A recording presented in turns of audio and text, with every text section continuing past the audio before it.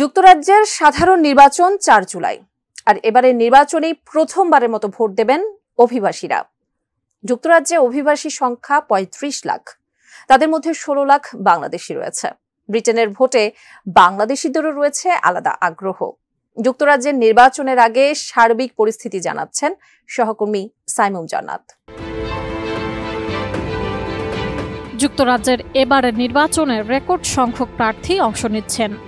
আর এই নির্বাচনে মূল প্রতিদ্বন্দ্বিতা হবে ক্ষমতাসীন কনজারভেটিভ পার্টি ও বিরোধী লেবার পার্টির মধ্যে। এবারের নির্বাচনে বিরোধী দল লেবার পার্টি জয়ী হতে পারে বলে ধারণা বিশ্লেষকদের। এর ফলে ১৪ বছর ধরে ক্ষমতায় থাকা কনজারভেটিভ দলের শাসনের অবসান হতে পারে যুক্তরাজ্যে। এদিকে প্রথমবারের মতো যুক্তরাজ্যের নির্বাচনে ভোট দেবেন অভিবাসীরা। ভোটে অংশগ্রহণের সুযোগ পেয়ে উচ্ছ্বাসিত তারা। রয়টার্সের খবরে বলা হয়, কমনওয়েলথভুক্ত দেশগুলো মূলত নাইজেরিয়া, ভারত ও মালয়েশিয়ার মতো ব্রিটিশ সাম্রাজ্যের সাবেক ভূখণ্ডের শরণার্থী ও অভিবাসীরা এবারের ভোটদানে যোগ্য। গত বেশ কয়েক বছর ধরে যুক্তরাজ্যের নির্বাচনী রাজনীতিতে গুরুত্বপূর্ণ হয়ে উঠেছে অভিবাসীদের বিষয়টি।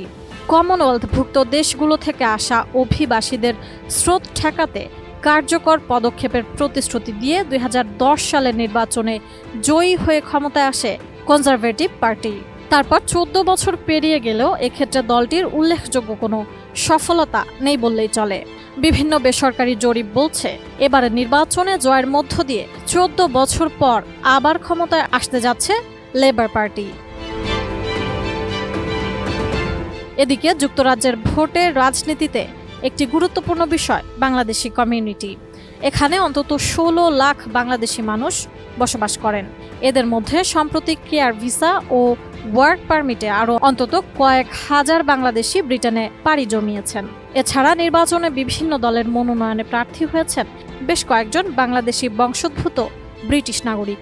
লেবার পার্টি থেকে ৮ জন, কনজারভেটিভ পার্টি থেকে ২ জন, ওয়ার্কার্স পার্টি অব ব্রিটেন থেকে ৩ জন, গ্রিন পার্টি থেকে ৬ জন, রিফর্ম পার্টি থেকে ১ জন, লিবারেল ডেমোক্র্যাটস থেকে ১ জন, সোশ্যালিস্ট পার্টি থেকে ১ জন এবং স্বতন্ত্র প্রার্থী হিসেবে ১১ জন প্রতিদ্বন্দ্বিতা করছেন। জানা গেছে, যুক্তরাজ্যের পার্লামেন্টে মোট আসন ৬৫০টি। সার্ভেশনসের সেন্ট্রাল সিনারিও তথ্য অনুযায়ী লেবার পার্টি ৪৮৪ আসনে জয় পেতে যাচ্ছে, যা দলটির সাবেক নেতা টনি ব্লেয়ারের আমলে ৪১৮টি আসনে জয়ের থেকেও বেশি হতে যাচ্ছে। এক প্রতিবেদনে বলা হয়েছে, মূলত গাজায় ইসরায়েলের হামলা নিয়ে লেবার পার্টি এবং দলটির এমপিদের নীরবতার প্রতিবাদ হিসেবে বাংলাদেশি বংশোদ্ভূত অনেকেই স্বতন্ত্র প্রার্থী হয়েছেন। সাইমুম জান্নাত, এটিএন নিউজ।